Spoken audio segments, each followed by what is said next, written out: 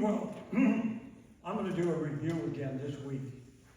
I hope you don't mind me. I think and again, I'm trying to do this non-traditionally. What does that mean? I'm not trying to follow the traditions that have been built up over the centuries. I've been doing this for many years, and I try to understand, especially the creation account, differently than, trying to get as close to the original as I can. And then we'll do God gives Adam a test.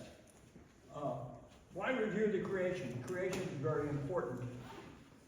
It's a critical part of the Bible. If you don't understand the creation and the fall, you have problems with other parts of the Bible. People have strongly opposing views of creation. A lot of people don't believe it at all. They say, well, we know the earth is the universe is 13 billion years old, and we've proven that, we've measured it, and we know it, and therefore the creation is false, and I'm not going to believe in Jesus. But even Christians have disagreements, and some people have different ways of looking at it and trying to understand it.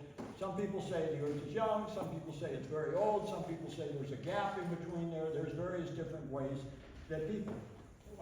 and the problem, I think, is we interpret the creation with our language and our way of thinking, which is not like the Old Testament. So what I'm trying to do is I'm trying to introduce you to something which is you're not supposed to do. I'm trying to introduce you to how to think like an ancient person thought. And that's not easy to do because we all went to school, we learned to think differently. So the literal creation account is a good introduction to the thinking of how an ancient person thought.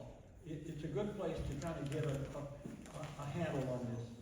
And it's not like philosophical thinking. What is philosophical thinking? What is a PhD? Do you know what a PhD is? He's a doctor of philosophy, isn't he? And you ever seen these guys when they have special occasions, they wear these long gowns and they have these different colored hats, and they look really weird. They look like some kind of priest or other. And but what are they saying? Unless you're a doctor of medicine or a doctor of theology or maybe a law doctor or something, usually everybody else is called a doctor of philosophy. What in the world are they talking about? What's a philosopher, right? And today's schools, if you went to school from kindergarten on, you learned how to think like a philosopher. You say, well, what's different about that than anybody else's way of thinking? I mean, everybody does that, right? And here's my definition of a philosopher. A philosopher is a person who thinks with simple beliefs that cannot be proven, and he uses those to build a system of knowledge, especially mathematical science. In other words, at the bottom of mathematical science, there's a belief system. You understand what I'm saying? You know what the word elementary means? Did you go to elementary school? Yes. What did you learn in elementary school? A, B, C, right? It's very simple stuff, right? The basic ideas are very simple. And all of us, in today's world, we never talk about those simple ideas. It's just, they're taught by implication. You know what implication means? They're implied. I went to Christian schools too, and my teachers taught me to think like a Western person, but a Western person doesn't think like ancient people. Our language is different. And that's hard for us to grasp because we think we're so smart, right? So, here's a verse in the Bible. See to it that no one takes you captive through philosophy. Now, you think about that. Taking captive is actually a word. It's like a military captivity. I took you, I've got you, I'm gonna tie you up, you're my prisoner, right? And you say philosophy? I went to school to expand my mind. I went to school to learn how to think and to get a job, and those things are important, right? But at the base of it, there's an idea, and according to the teaching of man, going to school, there it is, right? According to the elementary beliefs of the system of order, and I put my own words in there because that's what the word means. In the Greek, called it a first principle, rather than according to Christ. So what I'm going to try and do is introduce you a little bit. I've been doing this a little bit every time I talk to you about how ancient people didn't think like us, and especially affects the story of creation. Here's a verse, and by the way, why is Solomon the smartest guy that ever lived? Yeah, sure. He knew you can't figure it out. You understand what he's different? He's different than somebody, you know. Was he smarter than Einstein? Einstein figured he could figure it out, right? You know, Newton and all these smart people, they all had mathematical theories that figured they could figure it out. What does Solomon? Solomon says no matter how hard you try, if you study day and night, you'll never decode the universe, right? So he's smarter because he's dumber. You understand that? He's admitting I can't figure it out. That's the height of knowledge. The height of knowledge is to know that there are limits and you can't go beyond those limits. And I give credit, you know, even though Solomon made mistakes and everything, he understood something very, very important. God made some things, some mysteries that we can see evidence for, but we're never going to crack the code, right? And here's a verse that Solomon wrote. He has made everything beautiful in its era. So if you go back to the creation era, was it beautiful? Absolutely. Was it, you know, did Adam and Eve have genetic imperfections? No. God made them perfect, didn't he? Everything was good. He has also set, and here's this word in Hebrew, it says vast ages in their heart. Vast ages is the word eons in Greek. Yet so that man will never, not never, and not never is a Hebrew way of saying you can't do it no matter what. It's a double negative. In English, you can't use a double negative. A double negative becomes a positive, right? But he's saying you can't do it. You can never find out the work which God has done from the beginning to even to the end. So there's a limit to what we can know, and yet I believe that we can see the evidence. There's simple evidences to support the literal creation account. And that's what I'm trying to do. Romans 11 says, oh, the depths of the riches, both of the wisdom and the knowledge of God, how are unsearchable are his judgments and unfathomable his ways. So there's some limits there. He's smarter than we are.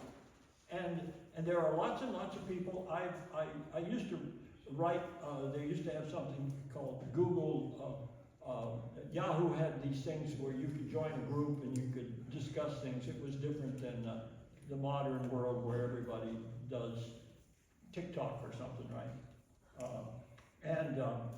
And I ran into a lot of people that were very smart that we had discussions with.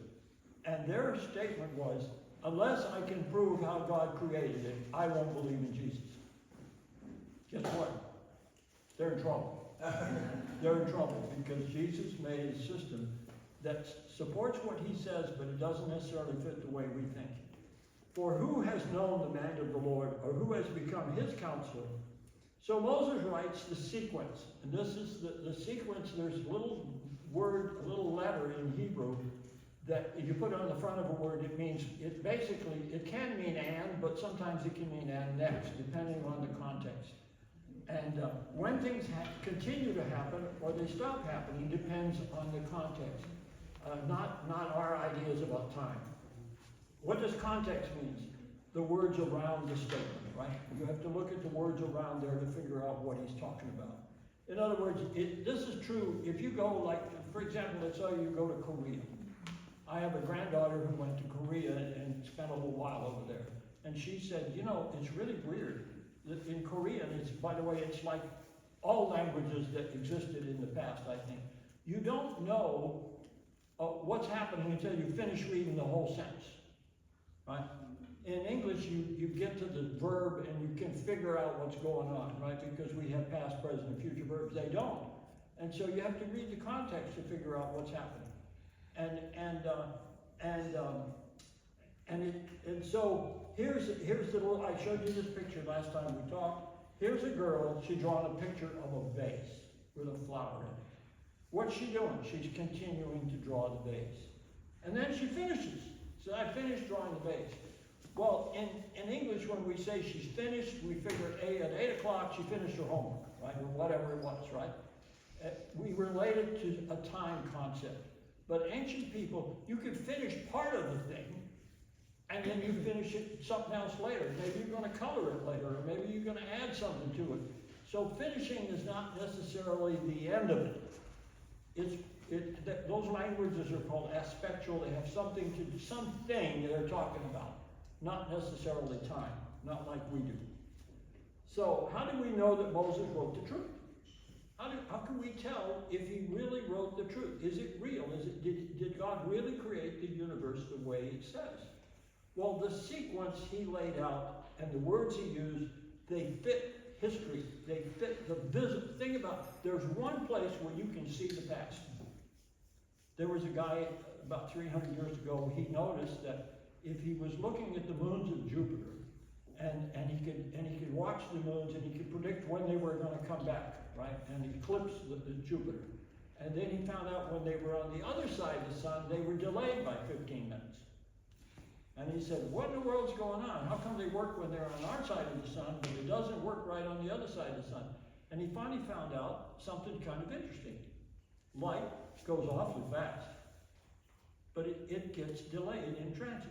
The further it is, you're seeing the past. You're seeing how, when you go outside and look at the sun right now, you're looking at the sun as it was several minutes ago. Why?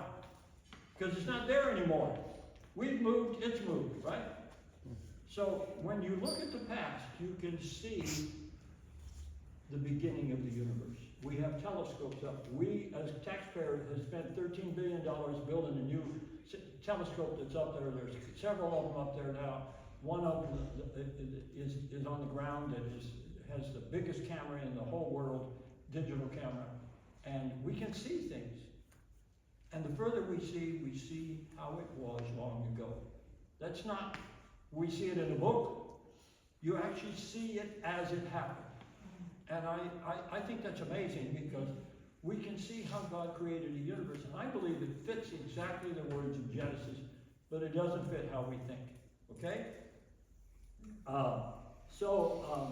Let's go to the first day. The first day is not the first day. It's one day. In the text, the other days are numbered. Day 2, day 3, day 4, day 5, day 6, day 7. But the first day is not numbered that way. It says one day. And one day is not the same as day 1. You understand that? One day is what happened on one day. It doesn't say it was the first day. So what are their days before the one day?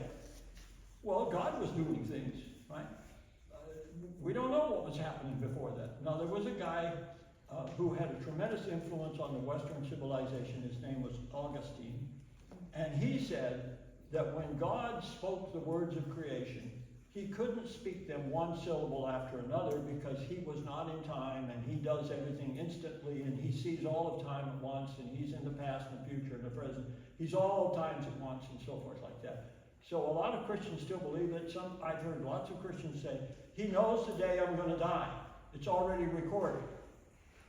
Well, the Bible doesn't say that. Be careful what you go beyond what the Bible says. Does God know a lot more about the future than we do? Absolutely. But it doesn't say that he sees what hasn't happened yet. And what does the earth look like at first? After he talks about he made the universe, all the skies and all the earth, he made them first. And then at first the earth was void and unformed, and darkness covered the faces of the abysses. And that's plural. What's an abyss? What's the faces of it? Whatever it is, it has no form, it has no shape, we don't know what it is, right? And then God is speaking that light becomes. And again, the verb there is a continuing verb. He continues to speak that light becomes. Did he ever stop speaking for light to become? We don't know. Doesn't say, right? He continues to speak. And this is very interesting. God is continuing to create matter. You say, why doesn't he say God is continuing to create matter by making it with light? Because he didn't have a word for matter. And he had a word for things, or something like that. In our language, when you say matter, you're thinking about atoms or substance or something, right?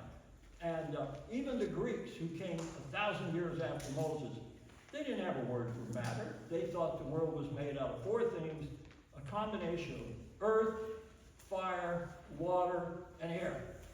And you mix those things together and you can make anything. That was their theory. And Aristotle, who was one of the famous Greek philosophers, he used the word for wood. He said wood. Instead of saying matter, he didn't have a word for matter. He said wood. And he said what? Instead of saying the properties of matter, he said the possessions of wood.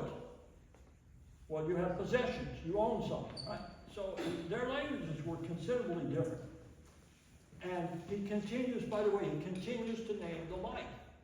But he stops naming the dark. You say, that doesn't make sense. Why doesn't he just name them once? Well, I think he's trying to tell us something about light. Light is very, very active. Light is always doing something. Light is the very essence of what it means matter is made of light. Okay? So here's a verse that says, by faith we understand that the eons, that word is in the Greek here, the vast ages were passively established by God's command so that the visible has its origin in the invisible. How did he do it? I don't know, but think about light. All things are refuted, this is in Ephesians 5, when they are exposed by light, for everything that becomes visible continues to be light. The Greek uses the continues. What are you made of? Light is in every cell in your body, every atom. There's a relationship with light. The first day is really an interesting way to say something in words that they had at that time. Think about light. Light, matter absorbs light. It reflects light. But you can't see light. Can you see light zigging around in this room right now? Light is invisible until it hits something. Wow, isn't that interesting? And when light reflects or comes from something, it tells us about where it went, where it came from. So we know a great deal about light. And light is always jittering around inside every bit of substance. Substances are a relationship with light. That's why, you ever read any of these really weird accounts of people trying to figure out how atoms work? You know, they have people who've spent their whole lives digging around, doing different experiments and stuff, trying to figure out how they work. And you know what? You can't figure it out because it's really weird. It does things that don't make any sense at all. And light is part of the relationship that God made on the first day. I think that shows how wise he is. And yet the words are very simple. He talks that shaking word, the wind of God or the Spirit of God shakes over the abyss and the waters, and then all of a sudden light becomes. So that's day one. He makes matter. That makes sense, doesn't it? How's he going to make the universe until he makes something to make it with, right? So on day two, waters separated into clouds above and the surface waters. How do we know this? Proverbs 8:28 tells us that there were geysers of the deep who formed this ice clouds. It doesn't say the word ice. He says a dust. He uses a dust cloud. Can water turn to dust? Well, if it freezes, it looks like dust, doesn't it? And so then the atmosphere becomes a spreader. And here's that word in the original. Between the upper and lower waters, the atmosphere spread out. So that's what happened on day two. On day two, the earth is growing. It's developing. God continues to speak for life. Augustine thought that he speaks once, boom, everything's there. All the plants are there. Everything is all there. It doesn't say that. It gives us sequence. It tells us then, and then, and then this happens, right? And God continues to call the skies atmosphere. Why does he continue to call them skies? Why didn't he just say it once? Because it was changing. It was developing. It was an active participant in what was happening. This is that famous picture of the moon Enceladus. And Enceladus is a moon of Saturn. And about 10 years ago, we sent a spaceship up there to Saturn. And the spaceship actually went and dove right through some of those ice clouds that are shooting out from that thing. There's 100 geysers down there, and they're shooting ice out at 800 miles an hour. And when they get out around there, they form a cloud of dust, of ice around. Behind this picture, you can see Saturn back there. Saturn is in the back. These geysers are coming out of this boiling hot water is coming out, and around them is ice.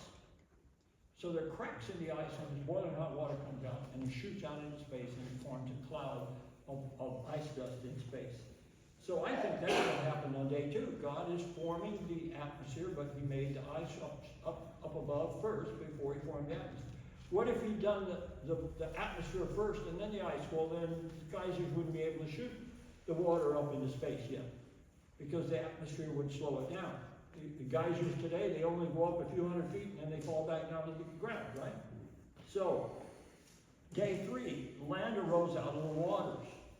The earth is watery at that point. The land is singular and the seas are plural. So there's a whole bunch of seas. There's only one land. How do you do that? The waters stood together with the land in that era. Think about it. It was all muddy waters or whatever. It was a watery world. And where were the waters sitting on it? Peter tells us the water and the land stood together. And so the waters were hot and loaded with all kinds of dissolved, and the Bible doesn't talk about bacteria, but we know when we find metals, very often bacteria cause the metals to come out of solution, out of hot water. It's really, really weird how that happened. In other words, these creatures that are not like living things, they don't have a mother and father, they reproduce themselves by dividing, and some of them can live in boiling water, and they eat electricity. And as they eat electricity, they don't actually feed on electricity, but they get their energy from electricity, and they ionize these metals, and they fall out of solution, and the water gets cleared up. Really, really interesting stuff. You think that happened instantly? Well, I don't think so.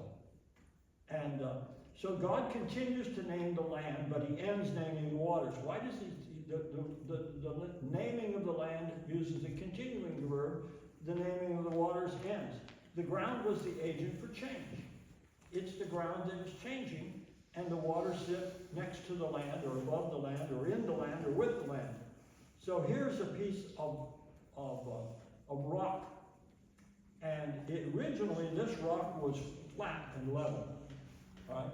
And there's sediments that are accumulating, and they're building up. And then you got wrinkles in it. Wow, how did wrinkles get in it? They're a rock in this case, but how did that happen? I think that it happened because I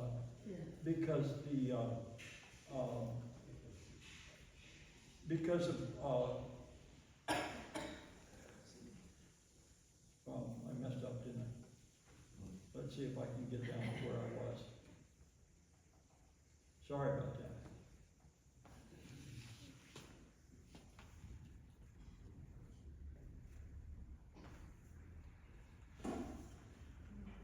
There we go.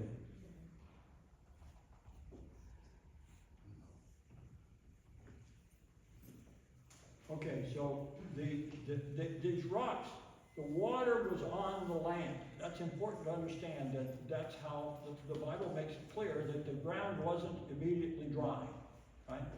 And so what do we have next? Later on day 3, it calls the plants to start growing. This is all day 3. He tells the plants to grow up out of the ground, and they are to reproduce after their kinds. Having 2 parents means there's some change going on, but they stay within the realm of kinds, whatever that means. And we know from Genesis chapter 2 that dry land plants didn't exist in that era. All the land was probably wet, because it says water came up out of the ground, watered the whole face of the earth. So, and the plants were watery plants. So, so fern trees, I like fern trees. We don't have very many fern trees today. You ever seen a little fern plant that grows in your garden? If you look at the bottom of the leaves, there's little black or red dark dots on the bottom of the leaves. Those are spores. It reproduces through spores. It doesn't have flowers. And they had trees that were huge trees. And when we find coal, mostly coal is made out of fern trees. Where did fern trees grow? They grew in a swamp. Right? In fact, they can't reproduce unless they live in a swamp. So the waters were wet, and there are billions of tons of coal. Did they all form on this first week? We don't know when they formed, but they formed somewhere after this event, right? And so then, on day 4, God continues to call the sun, moon, and stars. And here's that wonderful word, spreaders. I love that word. There's a tradition that's going back 2,200 years. There were some Jews who translated the Old Testament into Greek. And when they got to this word in Hebrew, they translated it with a Greek word that they didn't want it to be a spreader. It didn't make sense to them.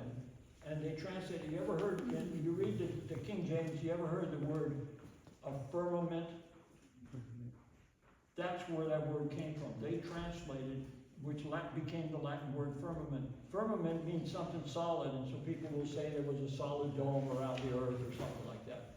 But actually the word is a noun, it comes from a verb, it means to spread out, to hammer out, to beat out, to spread out. And so the spreader word is the same word that's used on day 2. So the luminaries, the lights that are in the sky, are to shine on the earth to mark days, appointments, and years. By the way, if the skies are full of spreaders, I don't care what theory of time you have, whether your name is Einstein or whatever, you're going to fail, because spreaders are different. They mean that something is changing. And yet we can see in trillions of galaxies. By the way, this is a globular cluster. A globular cluster is something in our local, in our own galaxy. And there may be 100,000 or 1,000,000 stars all together into one clump. If we were in the middle of a globular cluster, we would have several suns, right? Maybe the closest one would make it brighter in the day, but the night one would make it not quite so dark. Really, really strange things. How did they form? How did they get that way? Well, according to the way I read the Bible, it says these things are spreaders. Here's a verse in Isaiah 40. See who created these, the one who leads forth their host by number. What's he talking about? He's talking about stars. He's leading the stars out. He calls them all by name because of the greatness of his might and the strength of his power. Not one is missing. So do stars go missing? According to this verse, stars don't go missing. What if a star blows up? There's always a remnant. Every time we've seen a star blow up, there's always something that's left. It didn't disappear completely. So here's an early galaxy. I showed you this picture last week. This galaxy, it looks like a pool noodle, right? It's a long thing, and they're clumps, and the clumps are like globular clusters, clumps of stars. And one end's redder than the other end, and guess what? Its light shines more than 15 times slower than modern clocks. Whoa, is that weird? What's going on? Something's changing, right? Of course, that's not allowed, and usually they say the vacuum of space, they call it space-time, stretches, and it stretches the light, and we don't really see the reality we're seeing in the stretched light because, you know, space-time stretch. Here's one of my favorite galaxies. This galaxy is a cluster of galaxies. So a cluster of galaxies, like a bunch of grapes in a cluster, they're all packed together, right? And here, this guy over here is called the dragon. He's got a long tail, and in the tail, there's stars in the tail, and the tail is sweeping around 2 other small galaxies, and the whole cluster is full of weird things like X-rays and stuff like that. Really weird. What are they doing? I suggest to you they're spreaders. They're spreading out.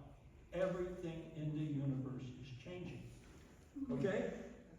Day 5, God commands the waters to swarm with marine animals that move. Flyers fly in the spreader atmosphere. There's that word spreader again. He also created the great monsters, the great ones. So if we go down to, there's a lot of most fossils are marine fossils. And where do we find them? We find them on the land. And if you go down to and you dig around and you see these fossils, there's trillions of fossils. Some of them are really weird. They have shells, they have claws, they live on the land. Some of them are worms, they live in the dirt, they live in the mud. By the way, they ate each other. Right? They weren't like the animals that lived on the land. God told the animals that live on the land to eat vegetation. But these creatures ate each other. And say, why don't we find them anymore? We only find them on the land. They're in sedimentary rocks on the land. They're not there anymore. What happened? Well, the water that was on the land drained off. That was called Noah's cataclysm, right? All the water drained off. How do we know that? So we find them only in the land. And the modern oceans came after Noah. And here's the verse that tells us, He established the earth upon its foundations. This is Psalm 104. So that it will not totter for eons and eons.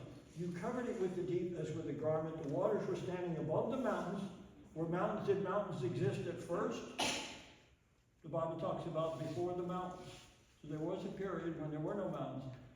Then Noah came along. When Noah's 600th year, there were mountains. The water stood above the mountains. At your rebuked, they fled. At the sound of your thunder, they hurried away. The mountains rose, the valleys sank down, and the word valleys is a wide valley, a very wide, wide valley. To the place which you established for them, you set a boundary that they may not pass over, so they will not return to cover the earth. When did the modern oceans form? After Noah. What happened to the water that stood on the land? It drained off into the modern oceans. The mountains rose, the valley, the wide valley spread. So there was a significant event that happened during Noah's time.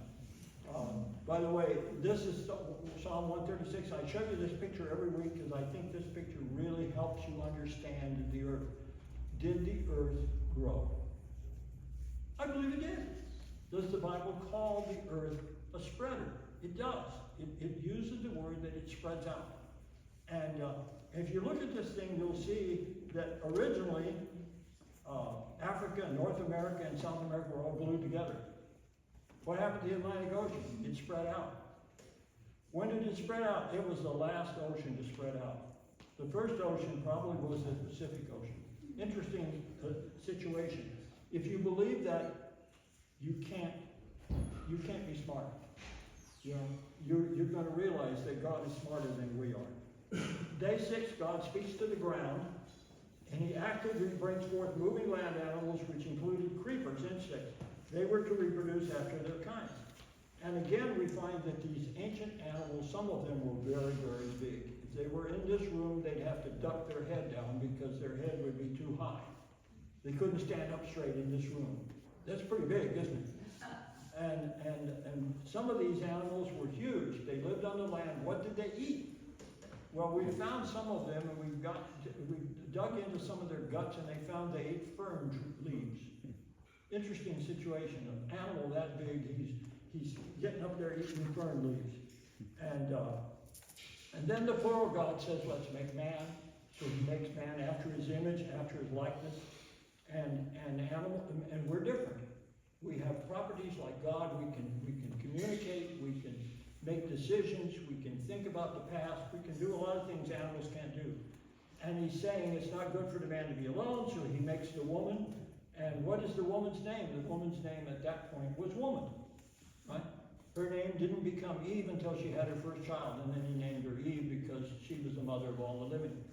And so that's Adam. And then the plural God is saying, I give you every plant.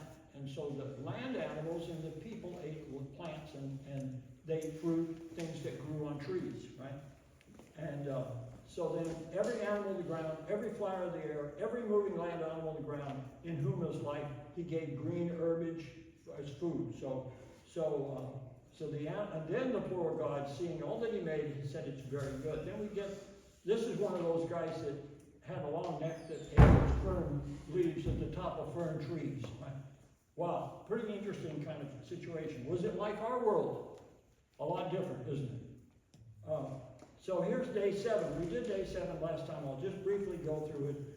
Then the skies and the earth were finishing. The word finishing means it continues to finish. That doesn't make sense in our language. And Elohim is finishing the work he did on the day the 7th. And then he is ceasing on day the 7th from all the work which he did. And then Elohim is blessing the day the 7th. And he makes it separate. He makes it holy. And he is ceasing from all the work which he did, which he had done. Again, we have this wonderful example, and I think this is one of the key elements of the creation account. He continued to make stars all the way through the creation week. What did he make them? He made them into spreaders. But then there's a point where he stopped making stars. And so here's an early galaxy. Can you see those bunch of stars coming out? They're all coming in a string, right? They're following each other like a bunch of elephants hanging onto each other's tail or something, right? And they're all stringing out. And what are they doing? They're spreading out. Here's a galaxy that is, if you look at this, the stars that are coming out, they don't cross each other. They keep spreading out. This is called a growth spiral. They're growing out, right? They don't lap each other. They lap each other by staying further apart every time they go out. And this guy has 3 different streams of stars coming out of the middle. What's he doing? He's a spiral. He's a growth spiral. And here's a growth spiral that stopped growing. It's still growing, but dust is coming out of the middle. What happened on the 7th day? I think God stopped making stars. But do the stars still keep growing out? Do they keep spreading out? Yes. What is replacing the stars that used to come out of the center of the galaxy? Dust comes out. You understand, he's making matter up until this point, and he's making new stars. So now we get to what we're trying to do this week. The Lord God planted a garden east to the east in Eden. By the way, the word east also means ancient. It doesn't mean do we know where it was? How do you know what direction east is if you don't know where you are to begin with, right? So it means the ancient garden. And there he placed the man whom he had formed. Out of the ground the Lord God caused to grow every tree that is pleasing to the sight and good for fruit, and the tree of the life in the midst of the garden, the tree of the knowledge of good and evil. Now this is very interesting, I think. The river flowed out of the garden, and from there it divided and became 4 rivers. How do rivers flow out? You think the garden was higher than the surrounding land? I think probably it was, right? It's a river flowing out, and the names of the first river, Pishon, means leaping. If a river is leaping, you think it's bubbling, it's jumping, it's rapid, right? And it flows around the land of Havilah, where there is gold. And the gold of that land is good, and the bdellium and the onyx stone are there. And the name of the second river is Gihon. It flows around the whole land of Cush. Cush means Africa. And the name of the third river is Tigris. It flows east of Assyria. And the 4th river is the Euphrates. Now, look at the names of these rivers if we translate it. The leaping or bouncing river is the first river. The second river is bursting forth. The name of the third river is rapid. And the name of the 4th river is fruitful. You think these were slow, docile rivers like the Napa River that's just kind of easing along slowly? I don't think so. They're moving, aren't they? They're active. They're doing stuff, right? And so, by the way, why does gold there? Gold, there's 2 ways we find gold. One way is there was some silicon that was in a hot place, and it was dissolved in water, and then the water evaporated, and the silicon formed a silicon rock type thing, a crystal, right? And in the middle of the crystal, there's a gold grain.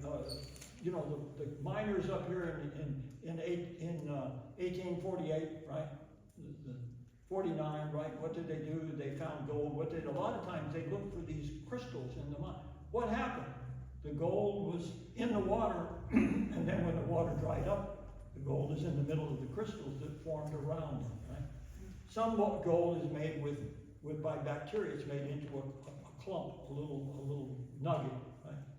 And they're all formed in hot water. By the way, what do ancient rivers look like? I like this picture. This is a river.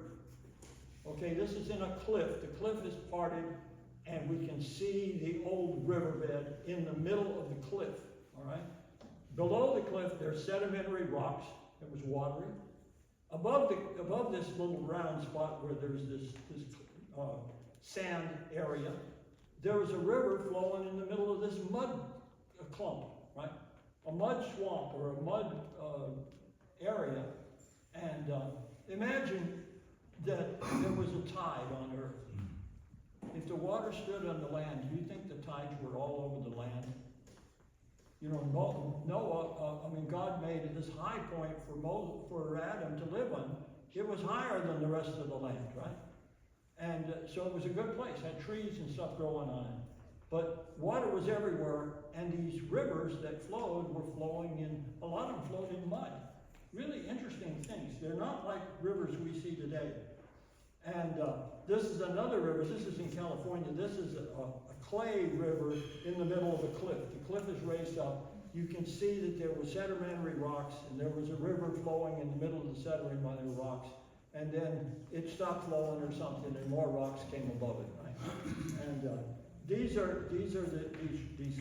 onyx stones are made with hot water minerals that dissolve in hot water, and then they make these rocks that are very beautiful sometimes, right? And so these rivers were pretty active. And the bdellium is a rosin from a tree. You ever seen amber? Do you ever see any amber jewelry? People sometimes buy amber jewelry. Sometimes you find an insect in the middle of the amber that's preserved from long ago when it was flying around and got stuck in the amber and it got glued in there and it got covered up. Right? So this river is pretty wild. I mean, it's an active river. There's both living things around the river, and there's also geological things that are happening around the river. So it's an active river. So then the Lord God took the man. The then means at this point. He took the man and he put him in the Garden of Eden to cultivate and keep it. And the Lord commanded the man. By the way, the woman wasn't there yet. Right? This is day 6. Still going on day 6. He commanded the man, saying, from any tree of the garden you may eat freely, but from the tree of the knowledge of good and evil you may not eat, for the day that you eat from it you will surely die. By the way, the word dying is in there more than once. And it basically, one sign is saying, dying, you will continue to die. That's the way I translate it. Did God kill Adam? Did he die on that first day? No, I don't think. Sometimes people spiritualize this and they say he died spiritually. Well, it doesn't say that. He said, it actually, the best way to understand it, he would continue to die. He became mortal on that day. He couldn't eat of the tree of life, and he became mortal. And how long did Adam live? 930 years. Know anybody lived 930 years? Wow. How long was that? We have no idea, right?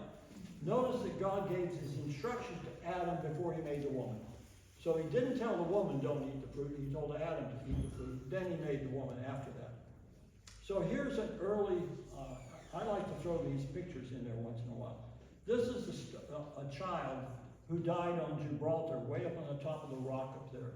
And during World War II, the British were trying to knock some of the rocks out of there so they'd have better firepower in case the Germans tried to get through Gibraltar. And they dug up around there and they found some skulls in there, and these were Neanderthal skulls. Except this one was a baby. How do we know he was a baby? He had baby teeth under his real teeth, right? He had the baby teeth above the new teeth that was growing up there, right? So he's an infant, yet his teeth were worn out like he was 100 years old. His baby teeth were worn out. And his head looked like a modern child's head, except it was bigger. Wow. What would it look like? What did Neanderthals do? Their heads kept growing all the way through their lives. Who were they? They were old people. How do we know their babies didn't look like them? And our skulls keep growing as we age. If you took an x-ray of your skulls every 10 years, you took it and you would see that your brows keep growing very slowly. If you live 930 years, maybe you'd look Neanderthal by the time you die. Isn't that interesting? I think that's very interesting, because those people in the Bible calls those the ancient people, the long ago, the eon generations. So ask ourselves the question, what did Jesus tempt? Why does he test him? Why does he say to Adam, here's the story, I got a test for you. You're not going to eat this one tree. He's got lots of trees to eat. He's not starving. He's not hungry. There's plenty to eat. He gives him a test. And he says, here's the test. In other words, did he have a will? Could he make choices? Yeah. What does Jesus say? When you love me, you will keep my commandments. Right? And so here's a test. Does God trick you? God doesn't trick people. The Bible says he doesn't tempt anyone to do evil. He's not tricking him. And yet he gives him a test. And here's a person who God gave a test to. And Jesus remember Jesus on the night that he was betrayed, Peter came and said, I'll lay down my life for you. And Jesus said, well, before the rooster crows, you're going to deny me 3 times. Right? And how did Jesus know that he was going to do this? Well, the Bible tells us that Satan came and asked permission to test Peter. God doesn't allow us to be tested above we're able. There's always a way out. We're never in a position. Sometimes people in the world who don't love Jesus, they can be in a place that they can't get out of. But and he gave permission to test Peter, but he prayed for Peter that his faith would not fail him. Did Jesus give Adam a test in order for him to fail? I don't think so. He gave him a simple test. He's not, and yet that test became a very, very important element in our lives. Because we became sinners because Adam and Eve became sinners, and we inherited their nature. And so Adam has a free will. Jesus said, if you love me, you keep my commandments. Here's Romans 5:12. Therefore, just as though one man, sin entered into the world. How did sin come into the world? From Adam. Right? And death through sin. The natural death came to. Doesn't mean God killed Adam. Doesn't mean God kills you and I. There's a natural process of dying that is part of life, and it's part of our world. And so death spread to all men because all sinned. For until the law, sin was in the world, but sin is not imputed when there is no law. Nevertheless, death reigned from Adam until Moses. We're all in that same position. We inherited a nature that causes us to die eventually. Even over those who have not sinned in the likeness of the offense of Adam, who is a type of him who is to come, but the free gift is not like the transgression. What's the free gift? For if by the transgression of the one the many died, much more did the grace of God and the gift by the grace of the one man, Jesus Christ, abound to the many. The gift is not like that which came through the one who sinned. For on the one hand, judgment arose from one transgression resulting in condemnation, but on the other hand, the free gift arose from many transgressions resulting in justification. Is God just? He justifies those who believe in him. Isn't that a wonderful story? God has prepared a position. Did he trick Adam? I don't think so. Did he make him faulty? Did he make him with a bad disposition? I mean, Peter had a bad nature. God could predict what Peter was going to do because he always opened his mouth and he was a braggart and he could predict what Peter would do. But I don't think God put Adam into this position in order to make him fail. But he did give him a test. And that's what we're going to talk about next week. I don't think Kurt's going to be back next week. We're going to talk about the fall, which is very, very important to understand the fall because it helps us to understand what's happened to us. Anyone have any questions? Yes, ma'am. I've always thought of the Garden of Eden as like a garden, but those huge rivers, it had to have been huge. We don't know how big it was. There's no way to know. There's no way to know where it was. We do know that there are rivers that flow around some of the continents because salt is in some of the sedimentary layers around the continents. Remember, all the continents were together at first. That's the way I interpret the Bible. They were all together. Was the earth the same size? I don't think so. Right? What's God doing? He's making something that you can't decode. You understand that? If you're smart and you say, I will believe in Jesus if I can prove how he did it, you're doomed. Yes? Would you say the earth is a spreader? I would say it doesn't say it's a spreader. It says that it spreads out. Right? So I think there are 10 places in the Bible where and it says it happens above the waters. And that's exactly where we find in the middle of the oceans, there's big seams in there, big gaps. Lava keeps coming out, the oceans are spreading out. That's a natural process. It's part of the world we live in that is, in other words, change and time are different ways of thinking. You understand that? We think with time. Ancient people thought about change. And the Bible is about changes. The changes are the changes God created.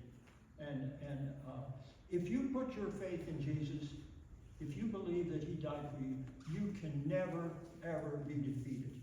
Not by your smarts, not by, because he's smarter than us. Right? He made a universe that you and he can give us a position of status, a high status, above Satan and all the angels, because we put our faith in him, and we didn't do it because we were smart. We did it because he drew us to trust him. Isn't that good? You can't say, I'm smart and that's why I believe Jesus. You can say, he was gracious to me and he gave me this position to trust him. And if you do, you're his child. You will never fail. You can never, even if you die, your death will not be forever. You'll be with him, and he's going to bring about his plan to give us a position in his kingdom. That's what he's up to. All right? Can we pray? Thank you, Lord, for your good story about creation that is so interesting, how you created this world. Give us wisdom that we might be able to tell other people about you, that people would come to know that Jesus is the Savior. Thank you for the food that Lolita's provided, Lord, in Jesus' name. Amen.